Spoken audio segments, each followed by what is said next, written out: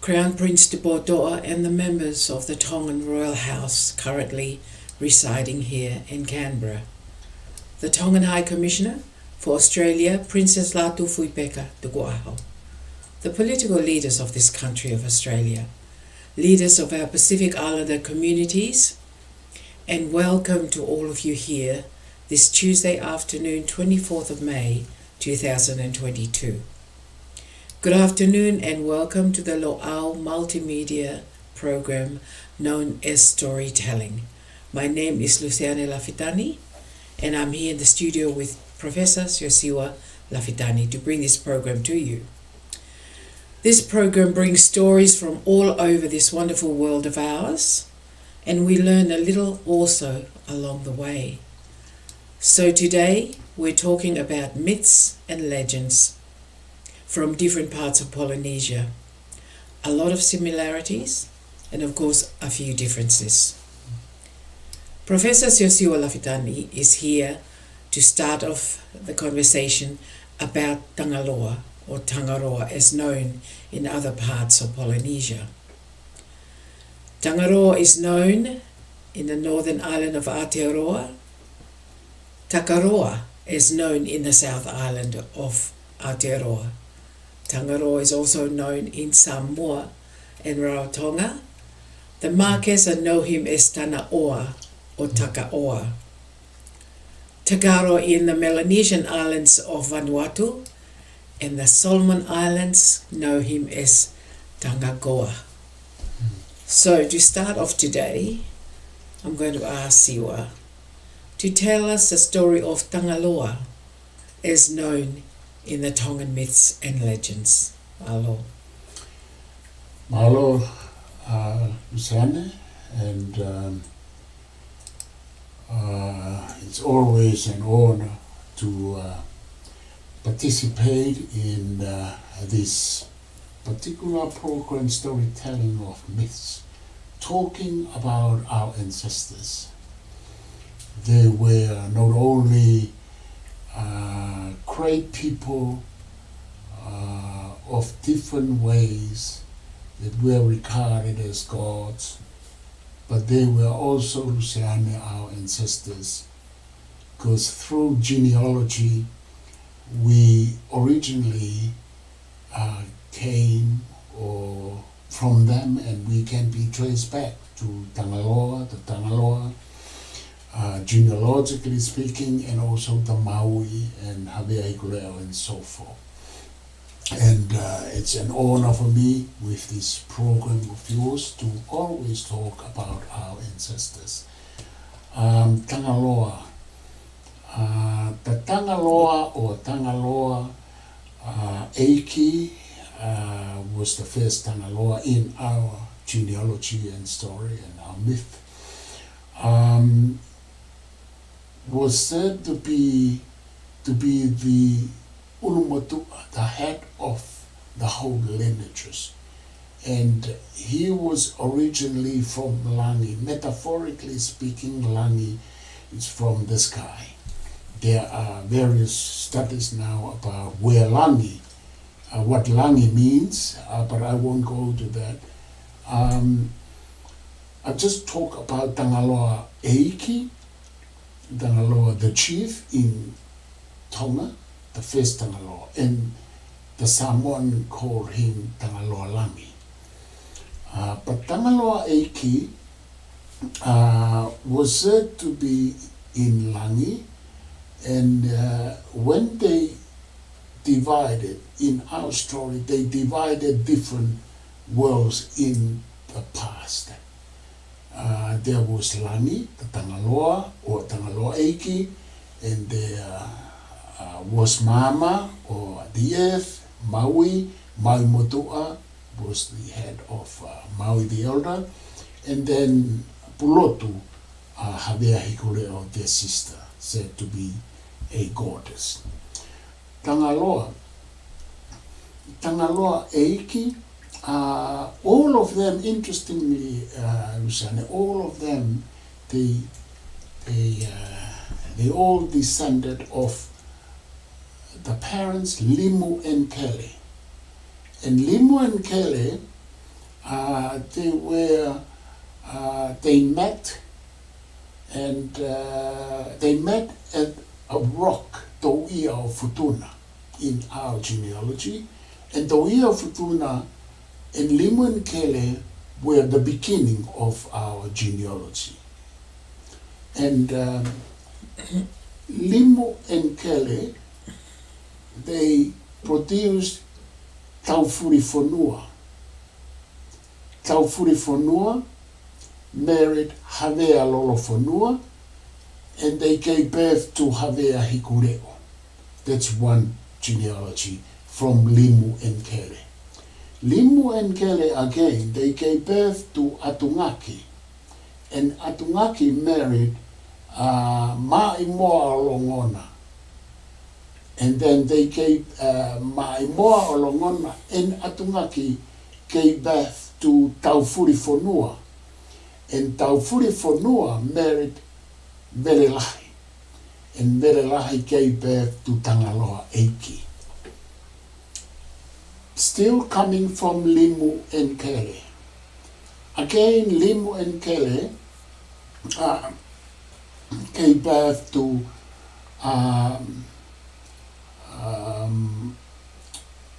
Fonua Uta and Fonua Vai. Limu and Kele gave birth to Atungaki and Maimoa Longonoa, where the Tangaloa Eiki came from. Again, Limu and Kele gave birth to Fonua Uta and Fonua Vai. They are all twins, and they intermarried by incest, according to the genealogy, gave birth to Hikuleo, Tangaloa, and Fonua Vai, and Fonua Uta gave birth to Taufuri Fonua and Velesi. Firstly, Taufuri Fonua and Velelahi, where Tangaloa Eiki came from, and then again Taufuri Fonua and Velesi, where Maui Motua came from, the first Maui. But coming back to Tangaloa. Yes, please. I just got a bit lost here when we start with the first Tangaloa. So the first Tangaloa was Tangaloa. The first Tangaloa was Motua. Tangaloa Eiki. Tangaloa Eiki. Maui Motua was the first. Maui Motua. Okay, so he came. He came from Taufuri Fonua and Verelahi. And Taufuri Fonua and Verelahi came from Atungaki and Maimoa Longona.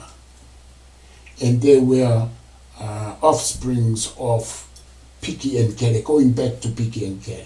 So Tangaloa Eiki then, would that be the father of the Tangaloa Eiki married a woman, which is not mentioned here, but they gave birth to Tangaloa Eitu Matupua, Tangaloa Tufunga, Tangaloa Tamapouri, and Tangaloa Atulongolongo. There were 4 sons of Tangaloa Eiki. Tangaloa Eitu Matupua, Tangaloa Tufunga, Tangaloa Tamapouri, and then Tangaloa Atulongolongo. So can we say then that Tangaloa Eiki was the supreme God? Of course, as I said before, indeed. And Tangaloa Eitu Matupua, to be short, married Va'epopua Ilaheva from Tonga, and they were the parents of the first two Tonga, Aho Eitu. Tangaloa Eitu Matupua married Va'epopua Ilaheva from Tonga, the daughter of Seketoa from Niua, as they said, gave birth to the first Tuitonga, Aho Eitu. Eitu was derived or was drawn from Tangaloa's name, the father, Tangaloa Eitu Matupua, in short Eitu, but the full name Aho Eitu Matupua. And Aho Eitu, the first Tuitonga, was named after his father Tangaloa Eitu Matupua. So we can sort of say that Aho Eitu was a demigod, because his mother was from earth and his father was from the sky, Of from course, Langi. of course, that's So, why. like yeah. Maui, hey? A lot of these demigods, their parents were from Langi and Mama. Indeed. Which is like a lot of the stories of the other Tangaroas or Tangaloa from Polynesia. They married earth women. It's a pattern that we can see throughout history. Eh?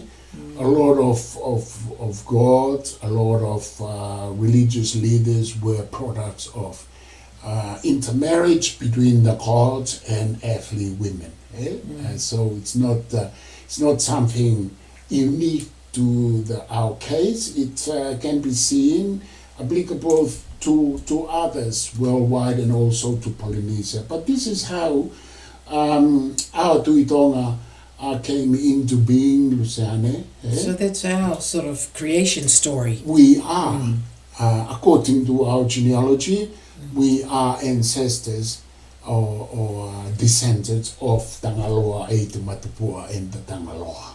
See? Interestingly, we are, and some of our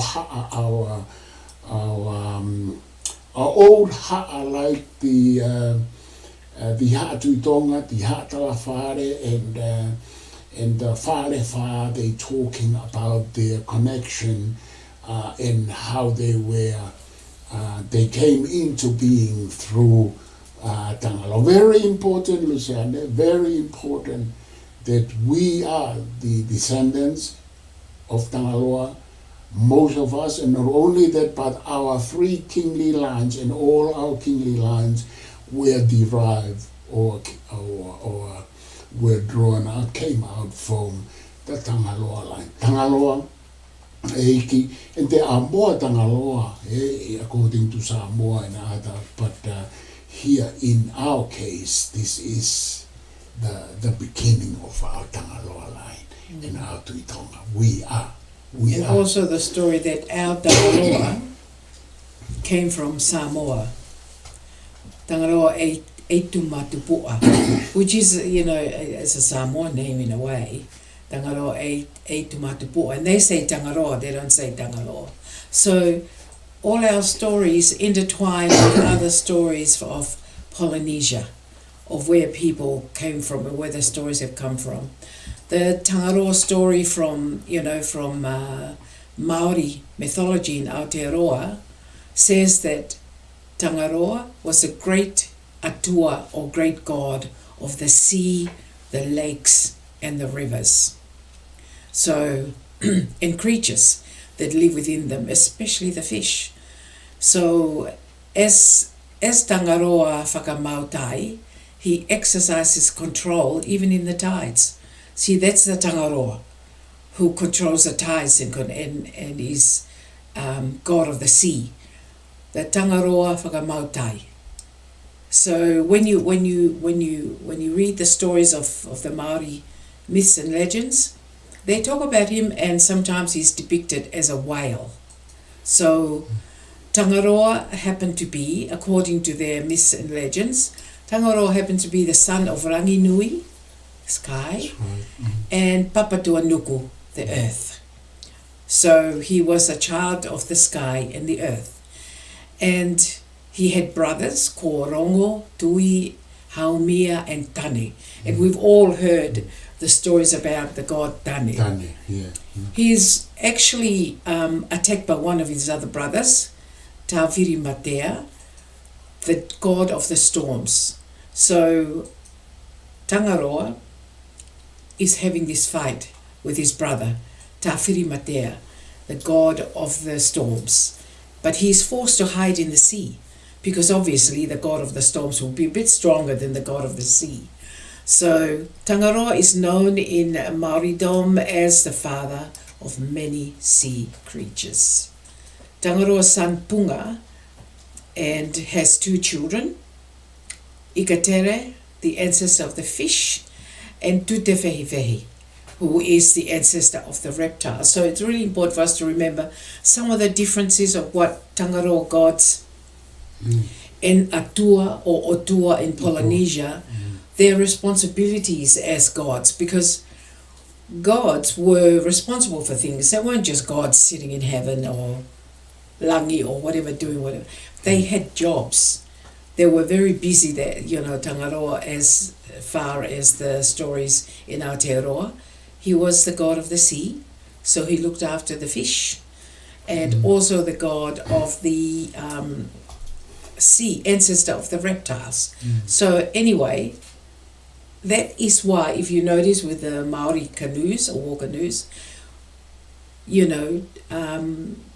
on top of it, the front there is Tangaroa, the god, always.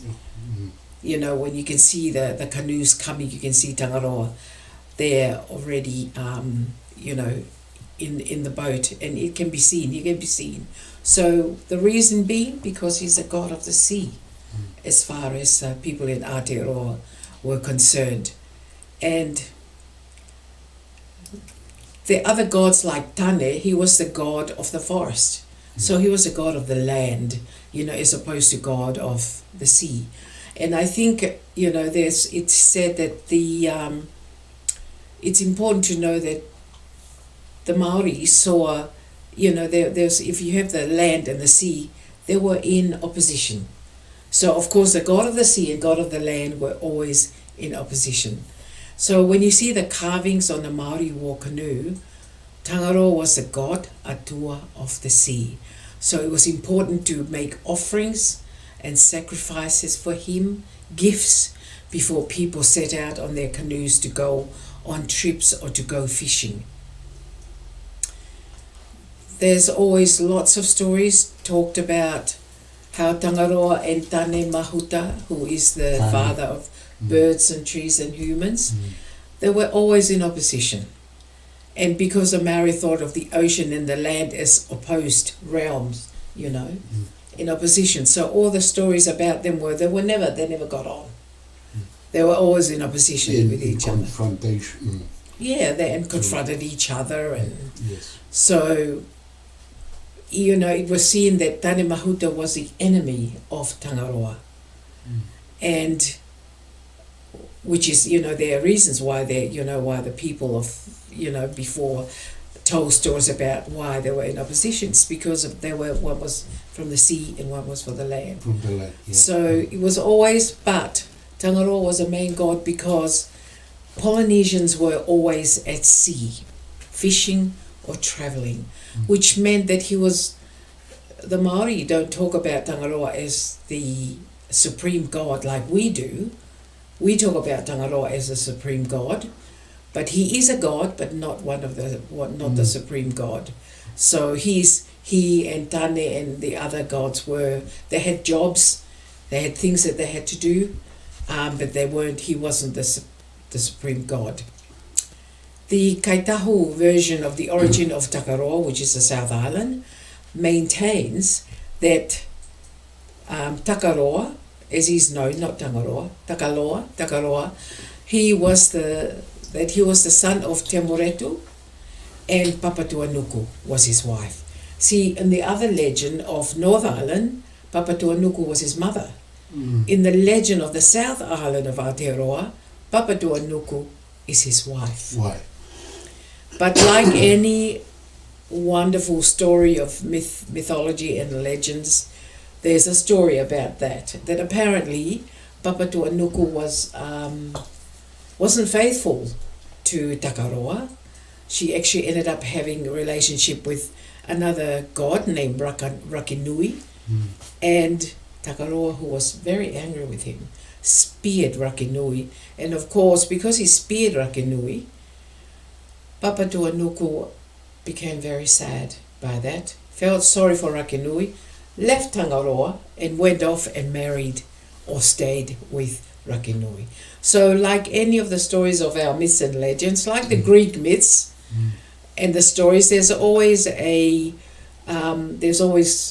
few killings, there's always a few naughty happenings, amongst them. There's always a bit of anger toward each other. There's always trying to control one another. But that is the story. I think it's just the story of humans, and they're saying that we, as humans, actually took some of the characters and we learned some of these things from our gods.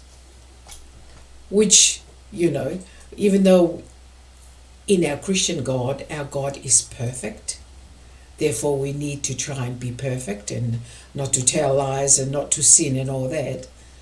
In our myths and legends, our gods, and even in the Greek myths and legends, the gods used to do things that weren't okay. They used to punish the humans or people on earth. They used to war against each other, punish each other, lie to each other, betray each other. There are well-known stories about this stuff happening with our myths and legends and our gods in Polynesia, not only that, but all over the world. So, unlike the Christian gods, or God, these gods did things that we as humans sometimes do. And I think, Siwa, what it reflects is that our Greeks and myths talk about our gods. They're people like us. They weren't people that were perfect or anything like that. They just were on a different status to us. They were just, to a large extent, more powerful. Yes. But they behave like us. They can be good, they can be bad in some ways. They can be terribly bad. I think, Luciana, our gods and the Greek gods, the Roman gods, were more real in that regard, because they were good to some extent, and they were bad. They were human. Human characters. We might say that they have human characters. But when you talk about the different gods, in the case of New Zealand and others, we had different gods as well. But as you have put it, our principal gods were Tangaloa, the supreme gods, of course, and more powerful, and the Ulumutua, the head of all lineages, and more divine to some extent, and they dealt more with the creations in different ways, and together with the Maui and Taikuleo. But as time passed on, the Maui, as we talked about in our previous programs, were more secular and more active with people. In our case, with normal, ordinary people, than the Tangaloa. Tangaloa were more with creations, with the creation myths. The Mauis were there with them as well. And there are different stories about the different Tangaloas. Like Tangaloa 8 Matupua, it was said, they left Manua. They left Manua or Manuka in Tongan, and then another story. So is that Samoa? They left Samoa? Yeah, they left Samoa. The gods left Samoa? Yeah, the gods. They were Tongans to some extent, and also can be called Samoan gods, because the Samoan gods were the same people, the same islands anyway. So they left Samoa or Manua, and they migrated to Tonga. Another version said that the Manua Empire was declined or collapsed in Manua. There was this empire of the Manuans, and then they left. Tangaloa Eit Matupua, it appears to me that he was the eldest son of Tangaloa Eiki. He left with some of his people. They migrated to Tonga. That's where he met Ilahewa Vaipopua, the daughter of Seketoa. So on some level, we're saying through our myths that we Polynesians in Samoa, or the Samoans, when that empire collapsed, some of those people, Tangaloa being the head of that clan that came over to Tonga, popularized, they came and populated Tonga, and started another empire, which was the Tonga Empire. So you can see how some of our stories in the past were told like this. You know, our myths and legends were told to reflect what was happening at the time. So I'm really on the mind that this is what happened. We told our myths and legends. Tangaloa, you know, happened to be the head of this clan that came from Samoa.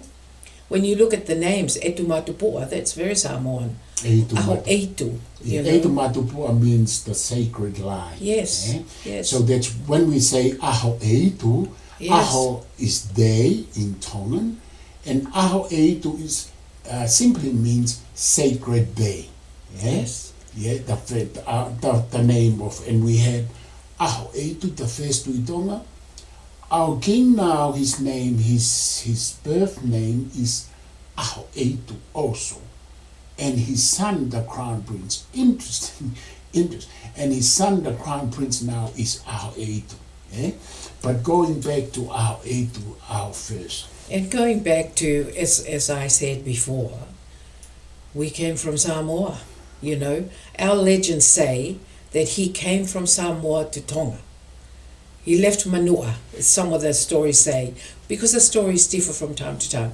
But when you have our legend saying that Etumatupua, Tangaloa Etumatupua, from Langi, with a Samoa name, and has a son with a Samoa name, you just got to put two and two together and say, well, there were Samoans that came to Tonga and started the Tonga Empire. But there were Tongans there because the mother of our Eitu, the woman she married was chiefly woman.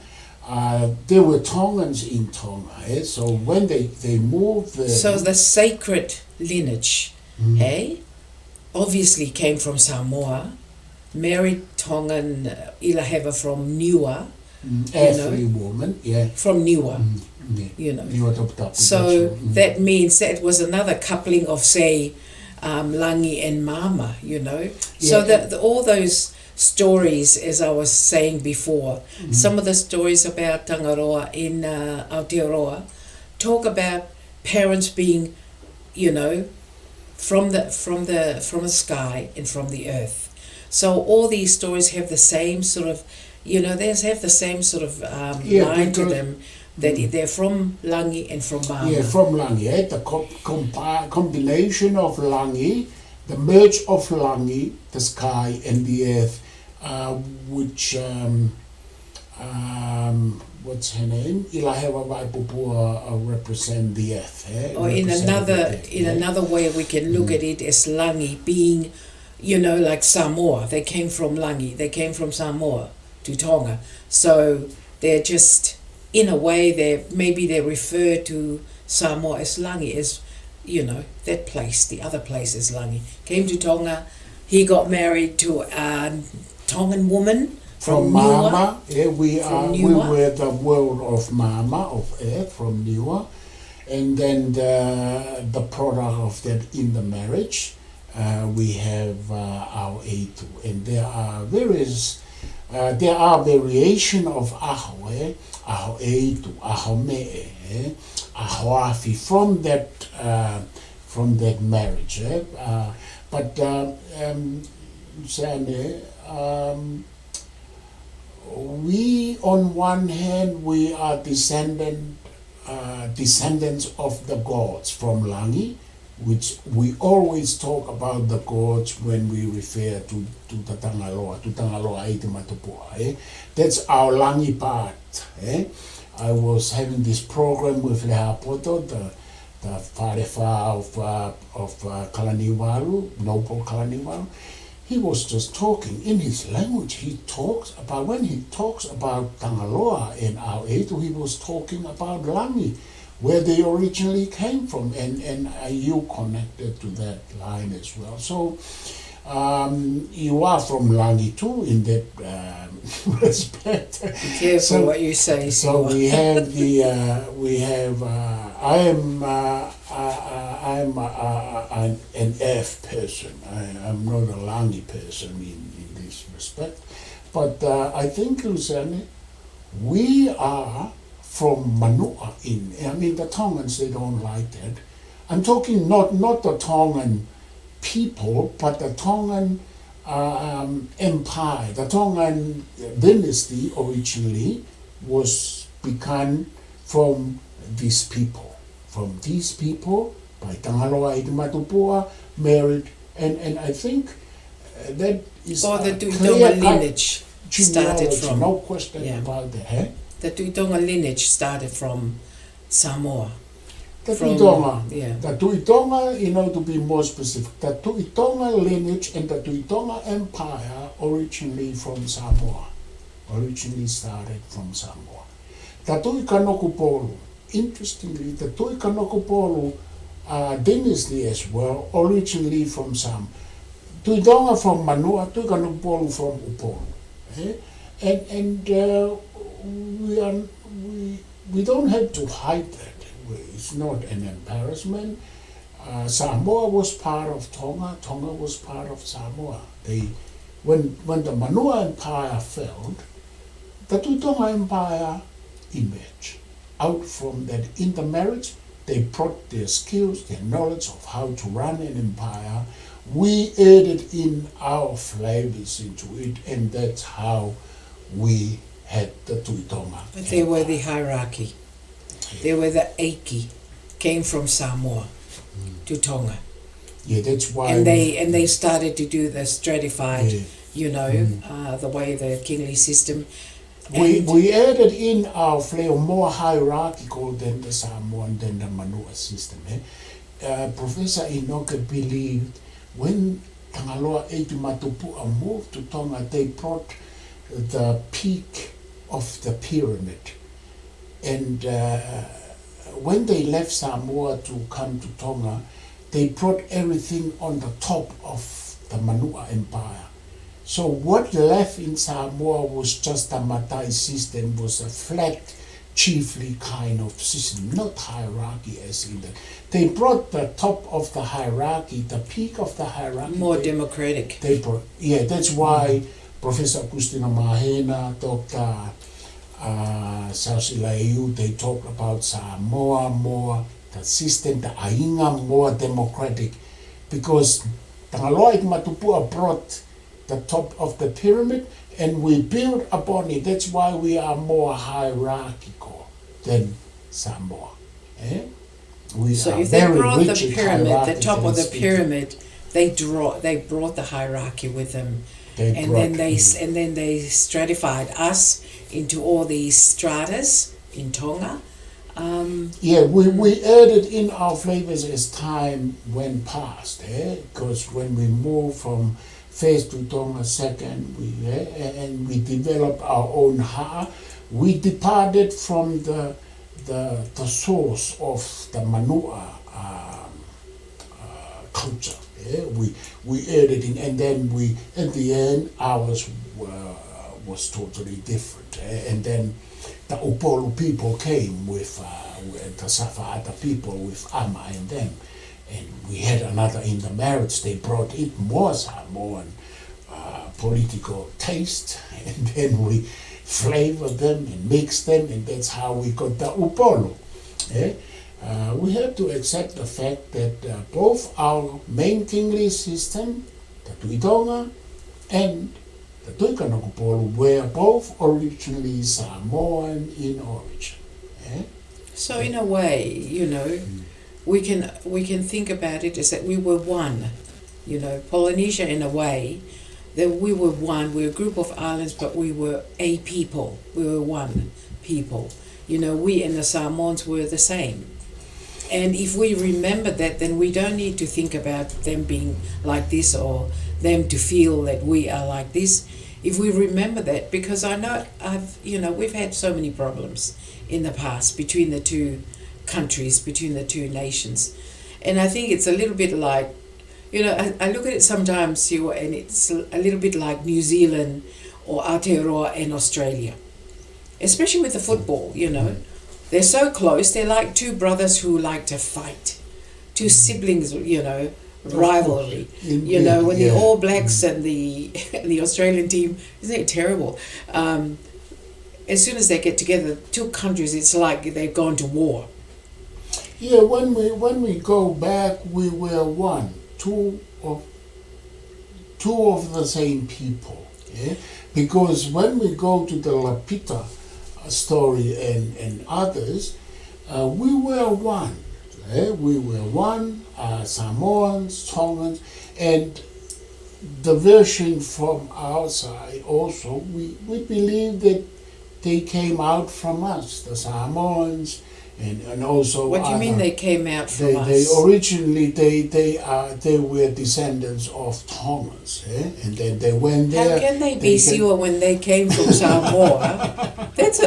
You're going back. You're a bit back to front there. They went. The Samoans came to set up Tonga. Yeah.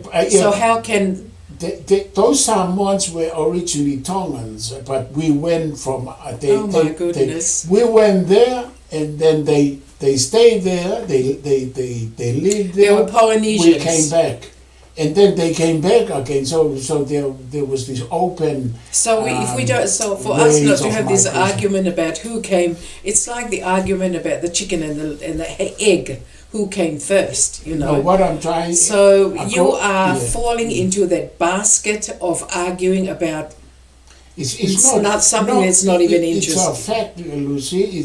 The Samoans were originally from us, and then they came back again, like in the case of the Tangaloa, and also the same with others. We settled New Zealand, Aotearoa, we settled Samoa, and then they were part of us. We were. Well, it's good to know that we totally disagree on this point. You know, we are talking about the Samoans and the Manua Empire coming and setting up Tonga, and Tangaroa Etumatupua, Tangaloa. When he got to Tonga, it was Tangaloa Etumatupua, and then had a son with Ilaheva, Vaipupua, who was Ahoetu. And then, we went on and we set up the system of the Tuitonga line. And I absolutely absolutely accept that idea. In our version, in your version, that first Tangaloa originally from Tonga, he went to Samoa. He married there. He produced Tangaloa at Matupua and few others. Did you say the first Tongan? The first Tangaloa, Tangaloa. So Tangaloa Eiki. Tangaloa Eiki went to where? Samoa. Went to Samoa and other places like New Zealand.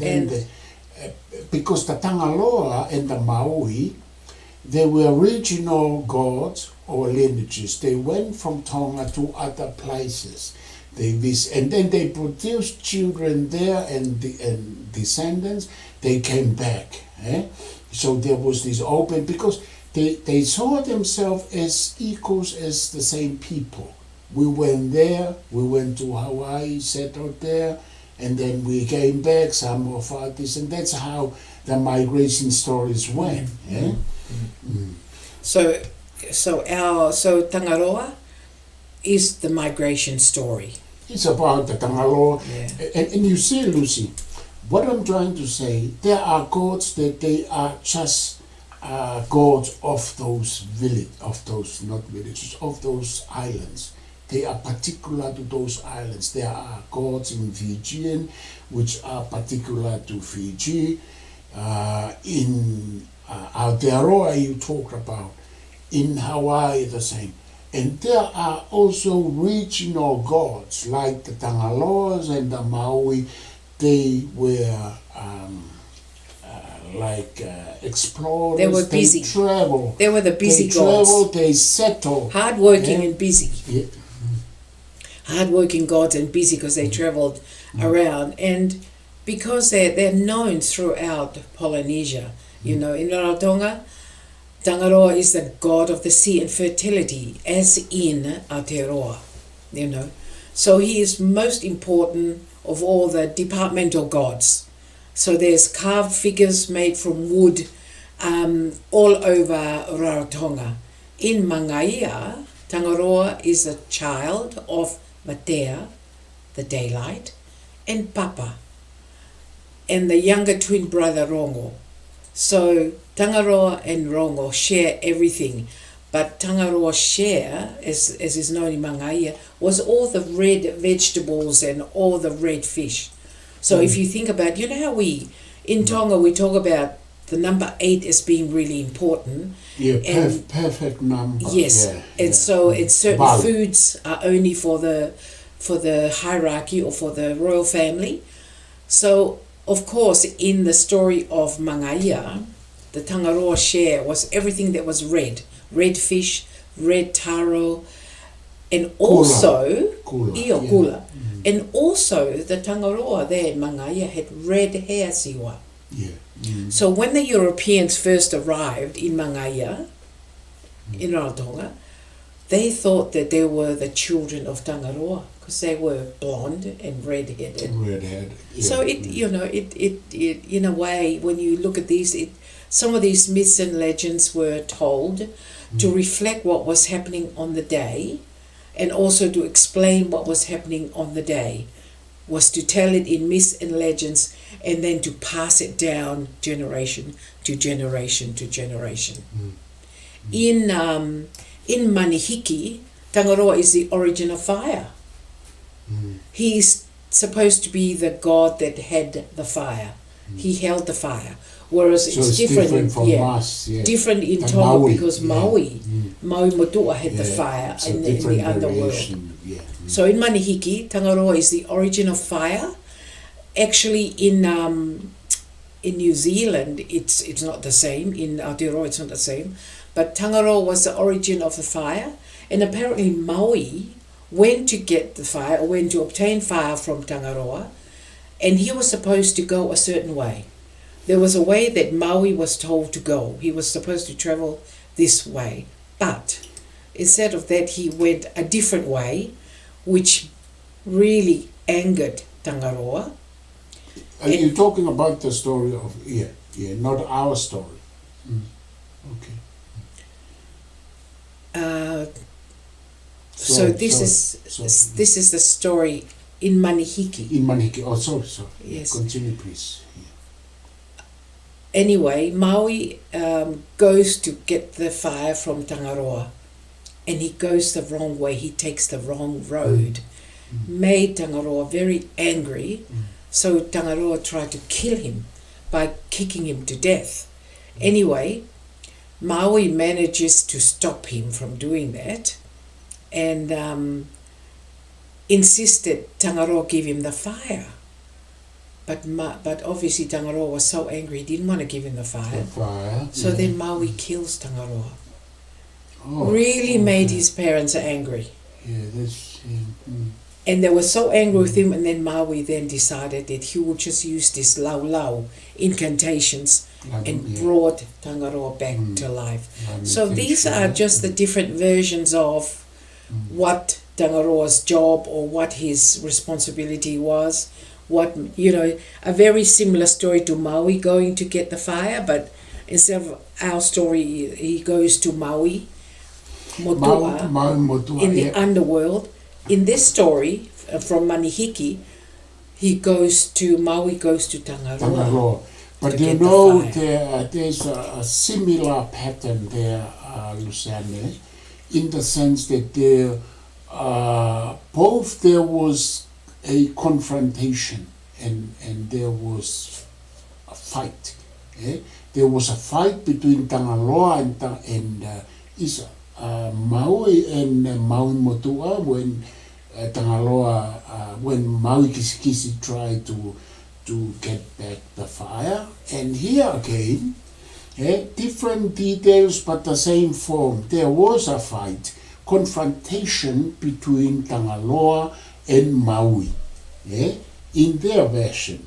In the Maori mythology, Mahuika is the goddess of fire that Maui goes to get the fire from. And again, I think there was another confrontation there. Yeah, So- that's why that's what I meant. That there is something there about fire. To get the fire, to get a fire, there is always a struggle or fight between two gods. I think the struggles and the fight between gods were from as I talked before about some of the stories from Aotearoa, there were fights and confrontations between the gods, between Tangaloa and the gods, all the way through. And I think even with the Greek myths, if we remember the Greek myths, there was always fights and confrontations, So there being the stories about gods and in myths and legends is about these people who were part of the hierarchy, who did a lot of work to help the other humans, but in the way of doing the work to help the other humans, they had arguments with the other people in the hierarchy. So, the gods... It's a clash, confrontation between leaders. Yes. To put it that way. And it happens nowadays, Siwa. Yeah. So when we talk about, real events, yeah. When we talk about, we've just had our elections here in Australia, Before that happened, the leaders of our country were arguing, were talking, fighting, squabbling, saying horrible things about each other. And they are the leaders of this nation. They are supposed to behave differently.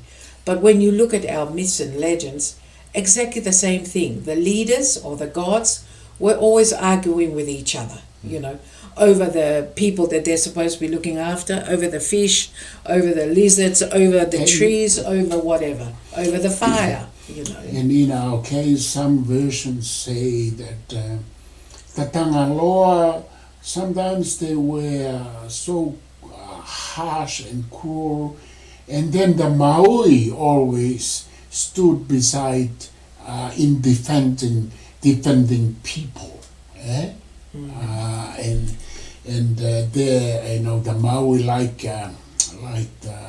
one day the sky, came down to cover the whole whanua, the whole land and people, and then they call for Maui. But the sun always represents the leadership of the Tangaloa.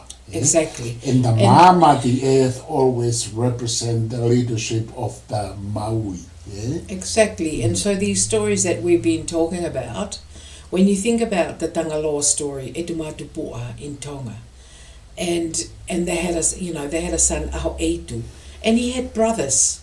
And the story of our beginning of the Tonga lineage is that Aho brothers, the kings, the god Etumatupua's sons, were horrible.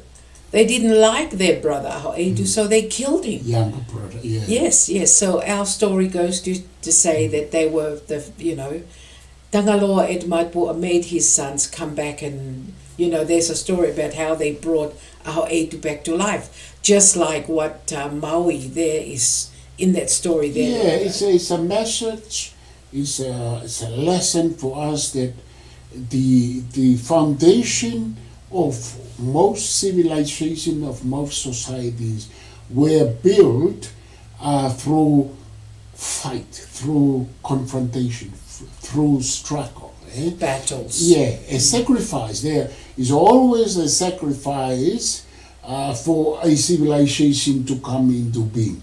So that's the lesson, that's the message for us in this case, Lucian. There's always a war, to try and figure out who's going to lead this country or this nation or these people. When from the beginning America of time was found, it was found through bloodshed. Every country, in our case, and every reflect country on these stories and myths of the Tangaloa. Every country was born out of blood and shed, war and all that sort of stuff. Some of us, we forget that in our talk. Talk about political power, talk about politics and law and constitution. We forget the fact that most, if not all, foundations of most, if not all, societies were found on struggle, on sacrifice, on bloodshed, on conflict. That's the reality of human development. Luciane, I'll give it back to you to wind up before we finish for today, Marlon. I think, as you were saying, when we look at our myths, you know, we have the Maori myths there that are very similar to ours. The Samoan stories are very similar to ours. And we, you know, we can always put it down to, this is our history. This is like a history, a story of, you know, of our history, Part of our, how yeah, we began. of course, yeah. So, you know, when you look at it, it's just our history. It's our DNA.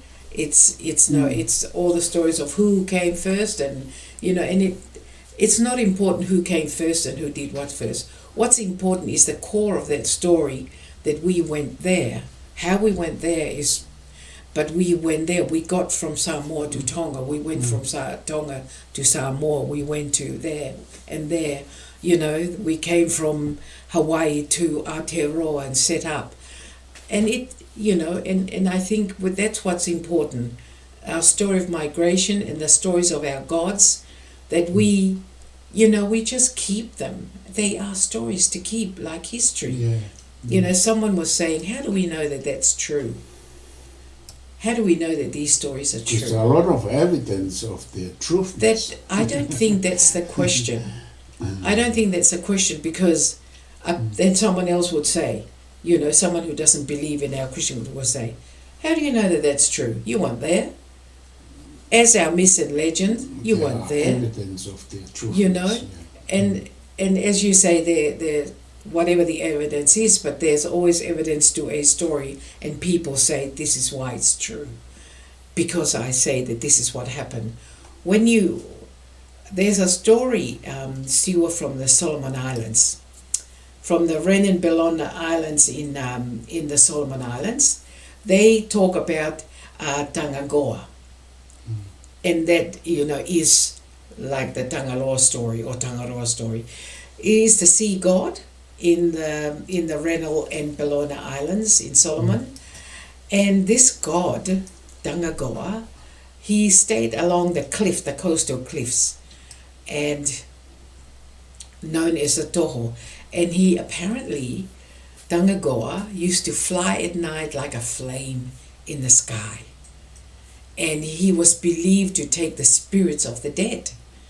And when someone was near death, a sparkling fire would be seen at night. And sometimes people can still recall when this god appeared as a flame in the sky.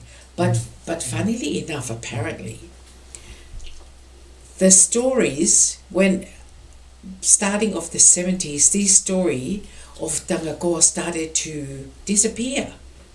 And apparently the flames started to disappear. And the people from the Solomons are saying they disappeared because that's when the Christian missionaries visited the cliff and reportedly cast him out. So the Christians missionaries apparently cast out Tangaloa. That's their version of their story. So the flame in the sky is hardly seen anymore. Yeah. And they believe that... What a pity, eh? Yes. But also, what some of the islands have done in Polynesia is they've used some of the names of the gods and used it for the name of the Christian god. So they've just transferred the name from the legends to, you know, like Takaro. They've just, and they use that as the name for God, the Christian God now. Takaro, Takaro or Abnataka. So this is what happens in North. Takaro from Tangaloa. Yes, from, yes. Takaro. Yeah. How they call it? Takaro. Takaro. Yeah. So they talk about their Christian God now as Takaro. They've just changed the name over. But it's been wonderful just talking about these myths and legends, the stories of Tangaroa that is everywhere in Polynesia. And I think as long as we keep them, and they're precious, because that's our history. That talks about our history, talks about our stories of migration, and they are very important to be passed down to our children and our grandchildren so that they stay alive. Yeah, thank you, Sandy. And I think that last point you pointed out that, you know, there were no there were not only myths, but there were myths as part of our history. Eh? And that's how our ancestors look at myths. They look at myths as part of our history and not something unknowable or a false story or untrue one. No, that kind of attitude was brought by missionaries and the Western people to change. They changed our view about myths as view of something not true. But in our ancestors' language, myths were part of our history, which you have pointed out. So what we should do now is combine the myths and some of our stories and some of evidence that we see in around about the Tangaloa and the Maui. There are a lot of places named Tangaloa after the Tangaloas, likewise in the case of the Maui. Malo Alpito, thank you for everyone who been watching us, and for those of you who are going to watch this program, to thank you for coming and join us. We'll talk more about myths in our, maybe after 2 or 3 weeks from here. Malo Alpito Sane for preparation and sharing a lot of different myths about the Tangaloa and other gods. Very much appreciated. Malo Alpito. Ofa katik motor hono kotoa pe.